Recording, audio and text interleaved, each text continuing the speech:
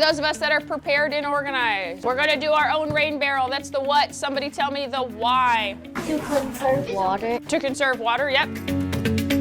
Today we're at KNS Elementary in a 3rd grade math and science classroom in Plant City, Florida. I am Miss Thompson, and this is my 3rd grade math and science class.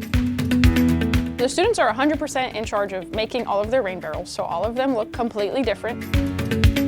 For this rain barrel project, you can use a lot of things. They got to pick their materials. They were collecting plastic jugs at home all week, so a lot of the things that they're building with are recyclable things. It can hold a lot of water in it because it's a big jug. All of the materials were provided by the Southwest Florida Water Management District via the Splash Grant. Without the support from the district, we wouldn't have been able to do this. What's going to happen to the rain? As we know, funds in public education are quite limited.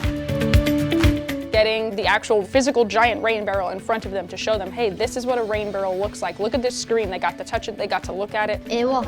It's important to get the kids involved at a young age because not only are they going to grow up to care about it, but exploring those passions early are going to push them into a field that they might not have even known was a possibility to them. I went through the top into the bottom. People just waste water and all that.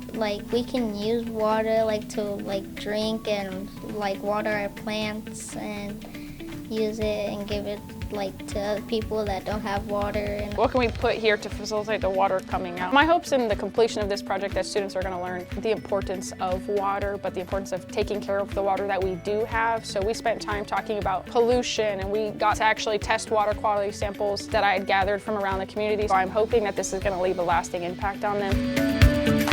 They're putting a limit, and they said it was below normal. We have to save it so we don't run out of water.